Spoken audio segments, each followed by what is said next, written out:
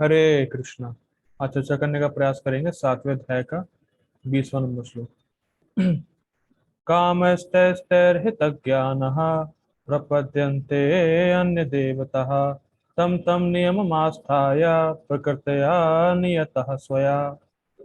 शब्दार्थ देखिए। कामस्तैस्तैर्हितज्ञानः, कामे है कामनाओं के द्वारा या इच्छाओं के द्वारा, तय तय उन उन, हितज्ञानः ज्ञान हर लिया जाता है। किस कारण, और इस कारण से होता क्या है ज्ञान हरने के बाद?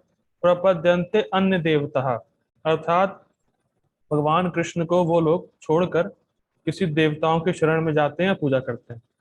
तम तम नियम आस्थाय, और उन उन देवताओं की पूजा के कुछ नियम होते हैं, वो उनमें स्थित रहते हैं, उनमें उनकी आस्था होती है।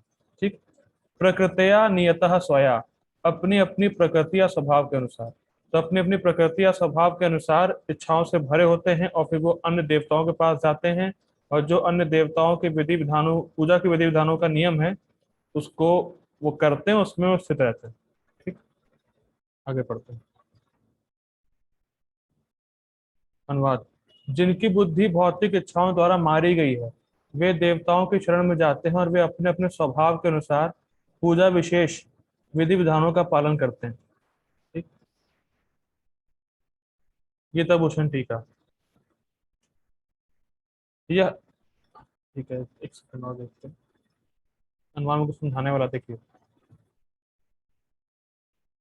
भगवान यहाँ पे उन लोगों की तारीफ नहीं कर रहे हैं, उनकी भर्त्सना भी नहीं, तरीके से निंदा कर रहे हैं, जो अन्य देवताओं के पास जाते हैं। क्योंकि हम लोग पढ़ चुके हैं, अगर आपकी कोई भौतिक इच्छा भी है तो भी आपको कृष्ण के पास जाना चाहिए, भगवान के पास जाना चाहिए। ठीक है। क्योंकि और भगवान ने भी कहा है कि जो भी मेरे पास भौतिक इच्छा से भी आता है उसको उदार, भगवान ने कहा है, उदार वो महान है। तो जिनकी बुद्धि भोग द्वारा हर ली गई है, जो अपना कल्याण नहीं जानते, वही देवता के पास जाते हैं। और जो थोड़े से बुद्धिमान है, जिनके पास उदार बुद्धि है, वो भौतिक भोग के लिए भी भगवान कृष्ण के पास ही जाते हैं, उन्हीं को अप्रोच करते हैं। ठीक है। गीता भूषण टीका। यह कहा गया है कि जो भौतिक इच्छा से मेरी पूजा करता है, वह मेरी भक्ति के प्रभाव से इस जगत से मुक्त हो जाता है। ये हमने पिछले वर्ष में देखा था कि जो भगवान के पास जाता है उनको महान भोग भी मिलते हैं, अगर उसकी कोई भौतिक इच्छा होती है, और भगवान उसको देना चाहते हैं। ठीक है, उन्होंने देखा था कोई अगर भौतिक इच्छा से भगवान के पास जाता भी है तो भगवान उसको देना चाहते हैं, और अपने स्टैंडर्ड से हटके देते हैं भगवान। ठीक। अब जब वो वस्तुओं का भोग करता है, जब भगवान ने उसकी इच्छा पूरी करी, उसको भोग प्राप्त हुए, वो महान भोगों का भोग कर लिया, स्वर्ग गया, फिर बहुत जन्मों के बाद वो भोगों से ऊब जाता है, फिर उसको भक्तों का संग प्राप्त होता है, वो भगवान के स्वरूप का ज्ञान लेता है, और फिर वो समझता है कि वासुदेव सर्वमिति, सब कुछ भगवान ही है, और फिर वो भगवान की शरण ग्रहण करता है, भगवान की निष्काम भाव से सेवा करता है, और फिर वो इस जगत से पार होके भगवान के धाम को पहुंच जाता है। तो ये पिछले श्लोक में भगवान ने बताया था, ये हम लोग पढ़ चुके हैं। लेकिन ऐसा देवताओं के उपासकों के साथ नहीं होता है, वो मुक्त नहीं हो पाते। और जब हम देवताओं से कुछ मांगने भी जाते हैं तो देवता भले ही दे दें, लेकिन उतना ही देंगे जितना हमने उनकी पूजा करी है, बस। दे देते हैं, वो जो मांगेंगे दे देंगे, लेकिन बहुत कम देंगे। जितना हमारे कर्मों में होगा या जितना हमने उनकी पूजा करी होगी उतना ही देते हैं वो, लेकिन भगवान बढ़ के देते हैं। और देवताओं के साथ दिक्कत क्या है? देवता हमें अच्छी बुद्धि भी नहीं देते कि जिससे हमारा कल्याण क्या है। ये बुद्धि कभी नहीं आती देवताओं के उपासक के पास कि हम शरीर नहीं आत्मा है। और जरा सी गलती हुई देवताओं की पूजा में तो देवता दंड भी देने को तैयार रहते हैं, तुरंत नाराज हो जाएंगे और दंड दे देंगे। लेकिन ऐसा भगवान के साथ बिल्कुल नहीं होता है। ठीक है। आगे पढ़ते हैं। परंतु जो जो देवताओं की पूजा करते हैं, चूंकि वे त्वरित सुख की इच्छा से ये पूजा करते हैं, वे इस जगत में जन्म लेते रहते हैं। त्वरित मतलब इंस्टेंट कुछ चाहिए। शिव जी के पास गए, तुरंत जल चढ़ाया, तुरंत दे दीजिए भगवान। शिव जी मतलब शिव जी को कहते हैं भोले बाबा, तुरंत दे दीजिए हमें। तो मतलब उनको प्रेय पता है, श्रेय नहीं पता। प्रभुपाद जी कहते थे प्रेय और श्रेय, श्रेय मतलब आगे होने वाला कल्याण, और प्रेय मतलब अभी का भोग। तो जो देवता देवता के जो उपासक होते हैं उनको अभी भोग चाहिए, बाद में क्या होगा, बाद में हम इस जन्म मृत्यु के चक्कर में रह जाएंगे, उनको कोई मतलब नहीं है उससे, हमें अभी भोग चाहिए बस। तो इस कारण से वे देवताओं को अप्रोच करते हैं, ठीक। और वो इस जगत से मुक्त नहीं हो पाते, यह आगे 4 श्लोकों में बताया गया है, ठीक। 20, 21, 22, 23 आगे बढ़ते हैं। विभिन्न इच्छाओं के साथ उदाहरणतः क्लेशों से मुक्ति की इच्छा, वे बुद्धि से रहित हो जाते हैं हितज्ञान। मतलब उदाहरण दिया जा रहा है कैसे देवताओं के उपासकों का ज्ञान हर लिया जाता है, हृत हो जाता है, ठीक। ये उदाहरण दे रहे हैं, क्या उदाहरण देखिए। यह सोचते हुए कि सूर्य देव आदि बीमारियां या अन्य दुविधाओं का जल्द ही नाश कर सकते हैं, लेकिन विष्णु इस कार्य में सक्षम नहीं। देखिए, देवता की उपासना करने वाले भगवान विष्णु पर श्रद्धा विहीन हो जाते हैं, मतलब उनकी श्रद्धा भगवान विष्णु में कम हो जाती। वो सोचते हैं कि अगर मैं सूर्य देव की पूजा करूंगा तो ही मेरा स्वास्थ्य अच्छा होगा, तो ही मैं निरोगी बना रहूंगा, भगवान विष्णु से क्या लेना देना मुझे, भगवान विष्णु की पूजा करने से निरोगी तो रहूंगा नहीं मैं, तो क्या लेना देना उनसे। तो ये बात उनके मन में आती है, भगवान विष्णु के प्रति जो श्रद्धा है उनकी है वो कम हो जाती है, और इसी को बोले हितक ज्ञान, ठीक। हितक ज्ञाना का अर्थ है वे लोग जिन्होंने अपनी बुद्धि खो दी है, वे इस तरह से देवताओं की पूजा करते हैं, ठीक है। वे विशेष नियमों, तम तम नियमा का पालन करते हैं, जो कि उनकी व्यक्तिगत संस्कारों द्वारा प्रकृतिया स्वया द्वारा नियंत्रित होती है। कहने का अर्थ क्या है, देखिए श्रीमद् भागवतम में एक बात आती है कि जो व्यक्ति रजोगुणी है उनको वैसे ही देवता पसंद आते हैं जो रजोगुण में होते हैं। जो व्यक्ति खुद रजोगुणी है उनको ऐसे देवता पसंद आएंगे जो रजोगुण में होते हैं। और गीता में भी हम लोग देखेंगे आगे आने वाले अध्यायों में, सतोगुणी व्यक्ति देवताओं की पूजा करता है, रजोगुणी व्यक्ति यक्ष और राक्षस की पूजा करता है, और तामसिक भूत प्रेत की पूजा करता है। तो जैसा व्यक्ति का चित्त होता है, स्वभाव होता है, और जिस गुण से वो प्रभावित होता है, उसको उसी प्रकार की पूजा आकर्षित लगती, उसको उसी प्रकार के नियम, पूजा करने के जो विधि विधान है आकर्षित करते हैं, और वो उसी प्रकार से पूजा करता है, उसी के अनुरूप देवता की पूजा करते हैं, ठीक। ये बात हो रही है। इसका अर्थ है कि उनके संस्कार ऐसे हैं कि वह उन्हें मेरी शरण लेने का विरोध करते हैं। अगर ऐसे लोगों को बताया भी जाए कि कृष्ण भगवान है, फिर भी वो नहीं मानने वाले, क्योंकि जो पूर्व जन्म के उनके संस्कार है वो इस तरीके से डिजाइन है कि वो कृष्ण की भक्ति को स्वीकार नहीं कर सकते, कृष्ण को भगवान के रूप में स्वीकार नहीं कर सकते, ठीक। प्रभुपाद जी का purport, purport by divine grace S C Bhaktivedanta Swami Shri Prabhupada की जय। तात्पर्य, आज बड़ा सिंपल श्लोक है, इसमें थोड़ा तेज जा रहा हूँ, ठीक है। तात्पर्य, जो समस्त भौतिक कलमश से मुक्त हो चुके हैं वे भगवान की शरण ग्रहण करते हैं और उनकी भक्ति में तत्पर होते हैं। स्पष्ट है, जब तक भौतिक कलमश धुल नहीं जाते तब तक वे स्वभावतः अभक्त रहते हैं। अभक्त मतलब कुछ ना कुछ भौतिक इच्छा रहती है और उसको पूरी करने के लिए देवता के पास जाते हैं, ठीक। किंतु जो भौतिक इच्छाओं के होते हुए भी भगवान की ओर उन्मुख होते हैं वे बहिरंगा शक्ति द्वारा आकृष्ट नहीं होते, क्योंकि वे सही उद्देश्य की ओर अग्रसर होते हैं, अतः वे शीघ्र ही सारी भौतिक काम इच्छाओं से मुक्त हो जाते हैं। और सुंदर बात है, अगर कोई व्यक्ति भगवान कृष्ण की भक्ति कर रहा है तो भक्ति करने से भले ही व्यक्ति के हृदय में कितनी भोग इच्छा हो, मतलब वो भक्ति कर रहा है उस प्रोसेस में भले उसके हृदय में कितनी भोग इच्छा क्यों ना हो, अगर वो भगवान की भक्ति करता रहेगा तो भौतिक इच्छाएं सारी कालांतर में समाप्त हो जाएंगी, क्योंकि वो भगवान के संपर्क में, और भगवान के संपर्क में होने से वो शुद्ध हो जाएगा।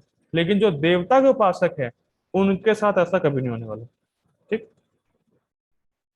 श्रीमद् भागवत में कहा गया है कि मनुष्य को चाहिए कि स्वयं को वासुदेव के प्रति समर्पित करे और उनकी पूजा करे, चाहे वह भौतिक इच्छाओं से रहित हो या भौतिक इच्छाओं से पूरित हो या भौतिक कर्म से मुक्ति चाहता हूँ, जैसा कि भागवत में 2:3-10 में कहा गया है।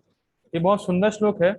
और बेसिकली आज हम लोग इस श्लोक को ही चर्चा करेंगे। टीका के मतलब कुछ टीका के पॉइंट्स मैंने उठाए हैं और उसी को चर्चा करेंगे इस श्लोक में। ठीक। अकामः सर्व कामो वा मोक्ष काम उदारभिः त्रिवेण भक्ति योगेन यजेता पुरुषम परम। तो देखिए, ये भागवतम का श्लोक है, बहुत सुंदर श्लोक है। इसकी टीका 3-4 आचार्यों ने करी है, तो मैं बस उनका जो मिक्सअप है, जो उनका सार है, वो बताना चाहता हूँ इस श्लोक में। पहले इस श्लोक को समझेंगे। देखिए देखिए इस वर्ष में क्या है, ये तो 2-3-10 श्लोक है भागवतम का।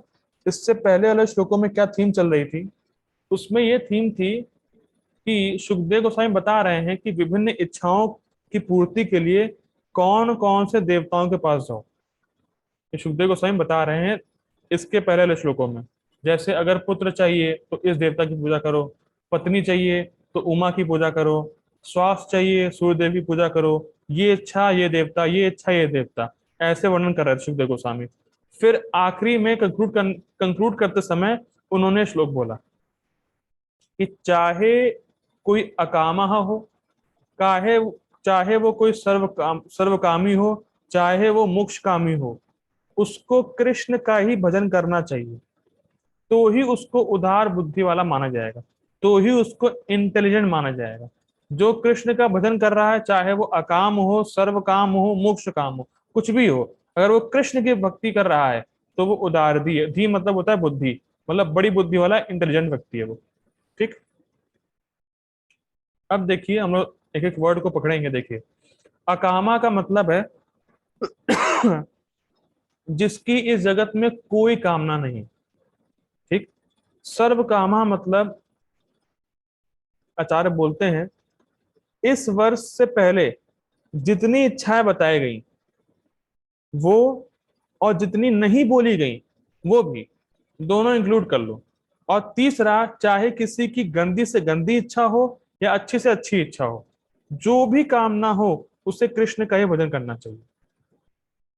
कैच कर पा रहे हैं सर्व काम को? सर्व काम मतलब जो पिछले श्लोकों में एक सीरीज बताई गई कि ये इच्छा हो इस देवता के पास जाओ, ये इच्छा हो इस देवता के पास जाओ, तो वो सारी सीरीज को इंक्लूड कर लो उसमें।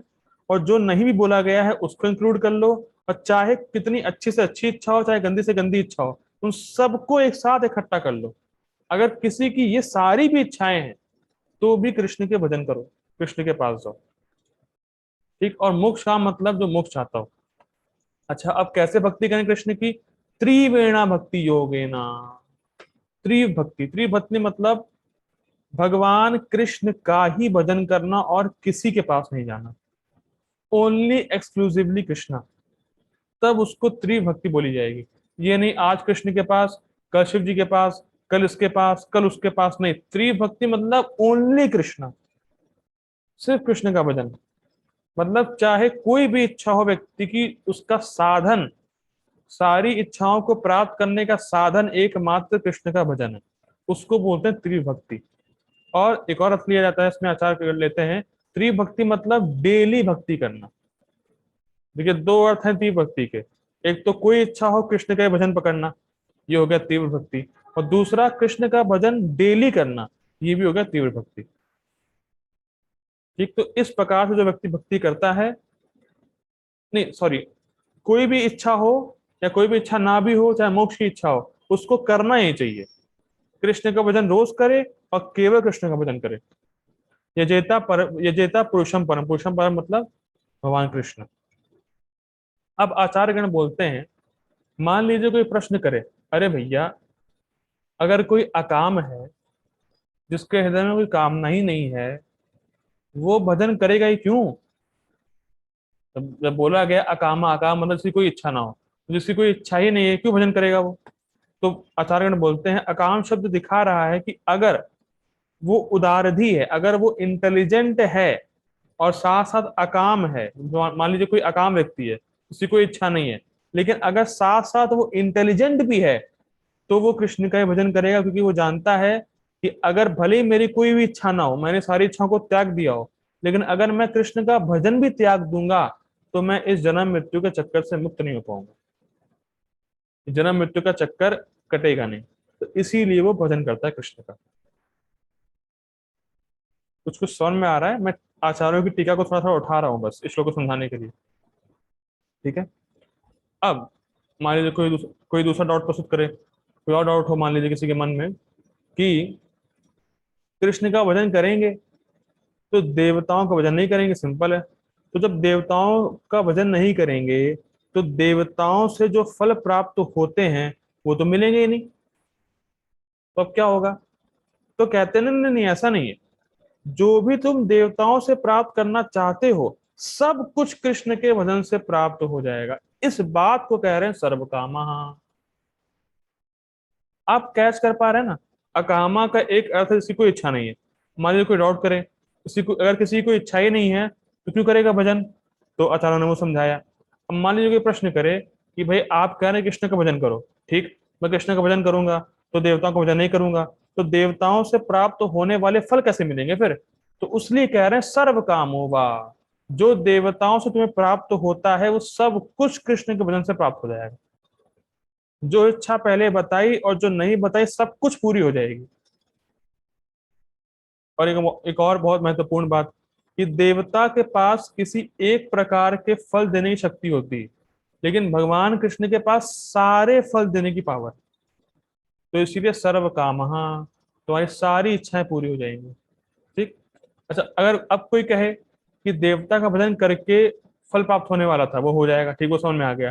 लेकिन किसी की मोक्ष की इच्छा हो फिर, तो फिर कह रहे हैं मोक्ष काम, जिसकी अगर किसी की मोक्ष की इच्छा भी है तो भी कृष्ण का भजन करो। कितना सुंदर अर्थ दिया जा रहा है आचार्यों के द्वारा। अब एक एक वर्ड को हम डिफरेंट डिफरेंट आचार्य क्या बोलते हैं समझते हैं। देखिए, चक्रवर्ती पाद अकामा को बोलते हैं कि जो कामना से रहित होना चाहता है। अभी हम लोगों ने एक स्टैंडर्ड अर्थ देखा अकामा का, इसकी कोई इच्छा नहीं है, ठीक, वो हो गया। अब विश्वनाथ चक्रवर्ती ठाकुर कहते हैं कि अकामा का शब्द का अर्थ है कि जो सारी इच्छाओं से रहित होना चाहता भी है वो भी कृष्ण का भजन करे। देखिए, अब अभी हमारे हृदय में भौतिक इच्छाएं बहुत सारी हैं, लेकिन हम चाहते हैं कि हमारा हृदय शुद्ध हो जाए, कोई भौतिक इच्छा ना बचे। तो हम लोग अकामहा हैं। एक ये भी अर्थ ले रहे हैं कि जो भौतिक इच्छाओं से मुक्त होना चाहता भी है वो भी कृष्ण का भजन करे। ठीक है, वो सुंदर अर्थ ले रहे हैं। क्योंकि भागवतम के एक एक शब्द के बड़े अलग अलग मतलब होते हैं, चार लोग बताते हैं, लेकिन प्रिंसिपल सेम रहता है। ठीक, जो हो गया अकामा का अर्थ। अब श्रीधर स्वामी अकामा का अर्थ लेते हैं जो शुद्ध भक्त है, जिसका कोई इच्छा नहीं है, जैसा हम लोग पहले पढ़ चुके हैं। अब जीव गोस्वामी कहते हैं अकामा का अर्थ कि जो जिसकी कोई इच्छा नहीं है लेकिन एक इच्छा फिर भी है, वो क्या है? कृष्ण को संतुष्ट करने की इच्छा। जिसका सुख भगवान के सुख में हो और उसकी कोई कामना ना हो, जिसकी बस एक ही इच्छा है कि मैं कृष्ण को कैसे संतुष्ट कर सकता हूँ, उसको अकामा बोल रहे हैं। आप इसको कैच कर पा रहे हैं? अकामा शब्द के बहुत सारे मतलब लिए गए हैं। एक अकामा, किसी कोई इच्छा नहीं है। दूसरा, जो इच्छाओं से मुक्त होना चाहता है। तीसरा, जो शुद्ध भक्त है उसको बोल रहे हैं अकामा, रेफर कर रहे हैं। चौथा, अकामा मतलब जिसकी एक इच्छा है कि भगवान कृष्ण को संतुष्ट कैसे करे, उसकी वो इच्छा है। और जीव गोस्वामी बोलते हैं मोक्षकामी को, मोक्षकामी, अच्छा, जीव गोस्वामी बोलते हैं कि इस श्लोक में मोक्ष काम क्यों रखा गया है? क्योंकि कुछ लोग सोचते हैं कि अगर हम इस जगत में मोक्ष चाहते हैं तो मतलब हम कुछ भी नहीं चाहते, लेकिन जीव गोस्वामी कहते हैं नहीं, मोक्ष चाहना भी एक इच्छा है, इसीलिए इसको यहाँ पे रखा गया है। First point. दूसरा पॉइंट बोलते हैं कि सर्व कामों के बाद ही क्यों रखा गया मोक्ष काम को? क्योंकि मोक्ष काम जो है वो बहुत ज्यादा बड़ी इच्छा है सर्व काम से। अगर कोई व्यक्ति बस खाली अपने दुखों की निवृत्ति चाहता है, मुक्त होना चाहता है कि मुझे संसार में बहुत कष्ट है, मैं मुक्त हो जाऊं बस, तो वो बहुत बड़ा भोगी है सर्व काम से। तो फिर रिपीट कर रहा हूं, सर्वकामी क्या चाहता है? कुछ छोटे मोटे भोग प्राप्त हो जाए, ठीक, लेकिन मोक्षकामी मतलब इस संसार के दुखों से निवृत्ति चाहता है और अपना ही सुख देख रहा है, तो वो ज्यादा बड़ा भोगी है सर्व कामों से। इसको कैच कर पा रहे हैं? ये डिफिकल्ट हो रहा है। देखिए, मोक्षकामी मतलब उसको इस जगत से निकलना है बस अपने बेनिफिट के लिए। वो ब्रह्म ज्योति में मिलना चाहता है, भगवान में मर्ज होना चाहता है। तो this is kind of cheating. इसीलिए बोल रहे हैं कि जो भोग चाहता है वो तो ठीक है, कम से कम भोग प्राप्त हो जाएगा। मान लीजिए कोई स्वर्ग गया और फिर नीचे आया, भगवान की भक्ति कर सकता है। लेकिन मोक्ष का मतलब अगर वो भगवान में जाके मिल ही जाएगा तो मतलब वो कृष्ण की सेवा करना चाहता ही नहीं है, तो सबसे बड़ा भोगी है वो। इसको कैच कर पा रहे हैं? सर्वकामी मतलब क्या? कुछ भोग प्राप्त हो जाएंगे, चलिए मान लीजिए कोई भोग प्राप्त हो भी गया, ठीक है, कम से कम भोग से ऊब जाएंगे तो भक्ति कर सकते हैं। लेकिन मोक्षकामी भक्ति करना चाहता ही नहीं है, कृष्ण की सेवा करना चाहता ही नहीं है, सिर्फ अपना सुख देख रहा है कि इस जगत से निवृत्ति हो जाए, बस मैं सुखी हो जाऊं। उसमें कृष्ण है ही नहीं उसके रेफरेंस में, तो इसीलिए बोला जा रहा है कि वो सबसे बड़ा भोगी है। सारी इच्छाओं को मिला भी दिया जाए, उससे बड़ा भोगी मोक्षकामी है। इसीलिए सर्व काम के बाद रख रहे हैं उसको।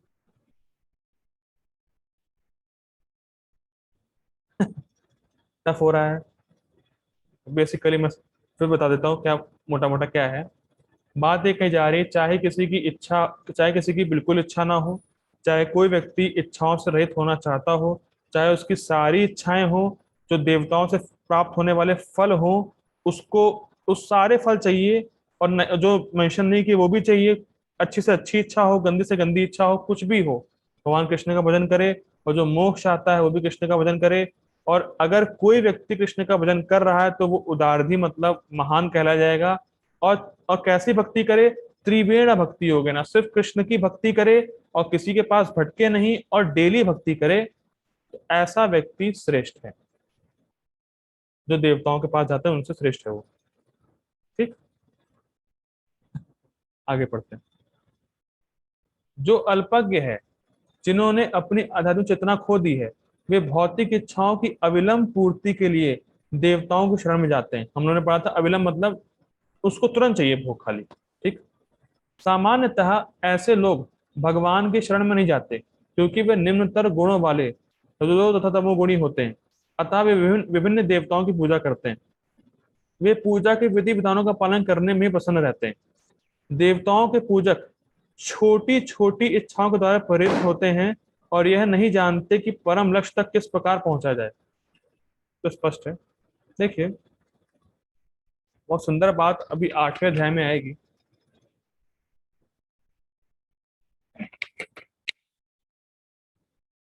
कि मान लीजिए कोई व्यक्ति है जिसने देवताओं की बड़ी अच्छे से पूजा करी, अच्छा यज्ञ वगैरह किया, देवताओं की बड़ा अच्छे से विधि विधान से पूजा करी, तो होता क्या है, मृत्यु के बाद वो व्यक्ति जिस देवता की पूजा कर रहा था उसके लोक में जाएगा, उसके ग्रह में जाएगा, लोक में जाएगा। ठीक। वहां जब तक उसके पुण्य क्षीण नहीं होते तब तक वो रहा रहेगा। जैसे ही पुण्य क्षीण हुए तो वर्षा के मतलब रेन के फॉर्म में वो नीचे गिरता है। तो नीचे गिरेगा तो अन्न बनेगा, अन्न में वो समा जाएगा, वो जीवात्मा वो अन्न में समा जाएगा।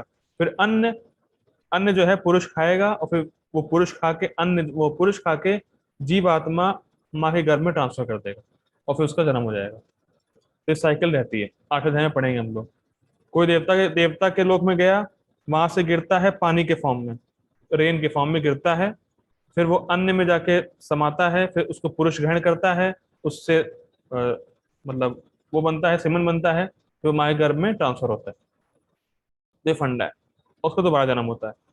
तो बेसिकली बात ये है कि वो वहीं पहुंचा जहां से वो गया था। इसको आप कैच कर पा रहे हैं? मैं अभी हवन वगैरह किए, देवता की पूजा वगैरह किया, ऊपर गया, फिर नीचे आया, फिर गर्भ में, फिर जन्म, फिर पूजा, फिर ऊपर नीचे, ऊपर नीचे होता चला है। तो मैं मुक्त कहाँ हुआ? तो फायदा क्या हुआ पूजा करने का? देवता की पूजा करने का फायदा क्या है? आप इसको समझ पा रहे हैं कि फायदा क्या? जहां से निकले थे वहीं वहां पहुंचे दोबारा। तो देवता की पूजा करने से कोई फायदा नहीं। इसीलिए गोपाल जी कह रहे हैं उनको पता ही नहीं है कि परम लक्ष्य तक किस प्रकार पहुंचा जाए। मतलब उस उनको भगवान के धाम कैसे पहुंचे, वो उनको इस बात के बारे में जानना ही नहीं है ना, पता होता है कुछ।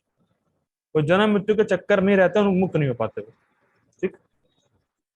किंतु भगवत भक्त कभी भी पथभ्रष्ट नहीं होता। लेकिन जो भक्त है, कृष्ण का भक्त है, वो इन चक्करों में नहीं पड़ता, क्योंकि वो जानता है देवता की पूजा करेंगे तो रहना इस जगत में ही है, और इस जगत से निकलने में ही भलाई है। क्योंकि इस जगत में कोई भी व्यक्ति सुखी नहीं हो सकता। तो भक्त इस बात को जानता अच्छे तरीके से कि इस जगत में रहने का कोई फायदा नहीं है, जल्दी जल्दी यहाँ से निकलो, भगवान कृष्ण की सेवा में लगो, वो लोग वृंदावन जाओ, भगवान के धाम जाओ। ठीक। चूंकि वैदिक साहित्य में विभिन्न उद्देश्यों के लिए भिन्न भिन्न देवताओं की पूजा का विधान है, पूजन का विधान है, अतः जो भगवत भक्त नहीं है वे सोचते हैं कि देवता कुछ कार्यों के लिए भगवान से श्रेष्ठ हैं। और एक टीका में पढ़ा था हम लोगों ने, सूर्य देवता एग्जाम्पल। ठीक। किंतु शुद्ध भक्त जानता है कि भगवान कृष्ण ही सबके स्वामी हैं। We don't want to worship the, क्या कह सकते हैं, एम्प्लॉयज जो नौकर है भगवान के, उनसे हमें कोई मतलब नहीं है। मतलब बेसिकली उनकी पूजा नहीं करनी है, हमें डायरेक्टली अप्रोच करना सुप्रीम अथॉरिटी को, वही कृष्ण है। ठीक।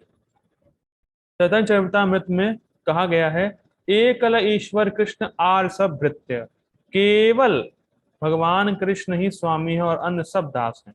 फलतः शुद्ध भक्त कभी भी अपनी आवश्यकताओं की पूर्ति के लिए देवताओं का निकट नहीं जाता, वह तो परमेश्वर पर निर्भर रहता है और वे जो कुछ देते हैं उसी में संतुष्ट रहता है। देखिए, एक बात समझनी होगी, भगवान कभी भी ऐसी चीज नहीं देते किसी भक्त को जिससे उसकी भक्ति में बाधा है, भले ही हम चाहते हो वो चीज। लेकिन अगर भगवान देखते हैं कि भाई इसको देने से उसकी भक्ति में बाधा आएगी, मेरे भजन में दिक्कत होगी इसको, तो भगवान वो चीज नहीं देते हैं। और इसीलिए कुछ लोग कृष्ण के पास नहीं जाते, क्योंकि वो जानते हैं कि अरे भैया तो देंगे ही नहीं। लेकिन समझना होगा, भगवान ही हमारा परम हित चाहते हैं और कर सकते हैं। हम में इतनी शक्ति नहीं है, हम में इतना डिस्क्रिमिनेशन विवेक नहीं कि मेरे लिए क्या सही है, मेरे लिए क्या सही नहीं है। लेकिन भगवान जानते हैं कि इस जीव के लिए, इसकी भक्ति के लिए क्या अच्छा है, और जो भक्ति के लिए अच्छा होता है भगवान वही देते हैं, चाहे हमें अच्छा ना लगे उस समय। तो फिर कर रहा हूं, जो हमारी भक्ति के लिए अच्छा है भगवान वही देंगे, चाहे उस समय हमें वो अच्छा ना लग रहा हो। लेकिन फिर भी हमें भगवान कृष्ण का भजन करना छोड़ना नहीं है। अरे भगवान तो देते ही नहीं है मुझे ना, भगवान जानते हैं कि इस चीज से दिक्कत होगी तुम्हें, इसलिए नहीं दिया तुम्हें। बात समझ में आ रही है? जैसे प्रभुपाद जी बोलते हैं, एक टाइफाइड का पेशेंट शुगर मांगता है, शुगर कैंडी अपने दोस्त से। लेकिन दोस्त जानता है अगर मैंने शुगर कैंडी दी तो मर जाएगा, और वो नहीं नहीं देता है। भले, और दोस्त सोचता है, कह रहे हो कैसे दोस्त है मेरा, मैं जो मांग रहा हूँ दे नहीं रहा है। तो वो भला चाह रहा है, दोस्त भला चाहता है उससे कि अगर वो जिंदा रहे, अगर मैंने दे दिया उसको तो मर जाएगा। उसी प्रकार से भगवान जानते हैं अगर मैंने इसको ये चीज दे दी तो भक्ति इसकी मर सकती। मतलब भक्ति मरती नहीं, मतलब भक्ति मतलब, भक्ति हो सकता है भक्ति में बाधा है, भक्ति द्वारा ना करे, वो भक्ति से आगे निकल जाए, बाहर निकल जाए। तो इसीलिए भगवान जो है सोच समझ के भक्तों को देते हैं कि उनकी भक्ति में प्रगति होती रहे, बाकी भले ही चीज हो नहीं हो एडजस्ट कर लेते हैं भगवान उसे। लेकिन मुख्य बात है कि भगवान हमें वही चीज देंगे जो हमारी भक्ति में सहायक होगी। और अगर हमें वो चीज भले अच्छी ना लगे उस समय, फिर भी हमें स्वीकार करना चाहिए। कभी कभी लोग प्रश्न करते हैं, अरे प्रभु जी इतने कष्ट क्यों आ रहा है, भक्ति कर रहे हैं। तो कष्ट देने वाले भगवान कृष्ण ही है, और वो दे अच्छे के लिए रहे हैं। आप ये समझ नहीं पा रहे बस। भगवान जो कष्ट भी दे रहे हैं उससे आपकी भक्ति बढ़ रही है, उससे आपकी शरणागति भगवान कृष्ण को बढ़ रही है, ये आप समझ नहीं पा रहे। तो भगवान हमें वही चीज देते हैं जो हमारी भक्ति के लिए अच्छी होती है, हमारे लिए अच्छी होती है, हमारे कल्याण के लिए होती है। भले ही हम उसको ना समझ पाए, हम उसको ना देख पाए। ठीक है, तो इसीलिए हमें हमेशा कृष्ण का ही भजन करना चाहिए, और किसी अन्य देवता देवी देवताओं के पास नहीं जाना चाहिए, क्योंकि जाएंगे तो फायदा क्या है, जन्म मृत्यु के चक्कर में तो ऐसे भी रहना है। और मुक्ति देने वाले कौन है? मुक्ति देने वाले सिर्फ कृष्ण ही है, विष्णु ही है।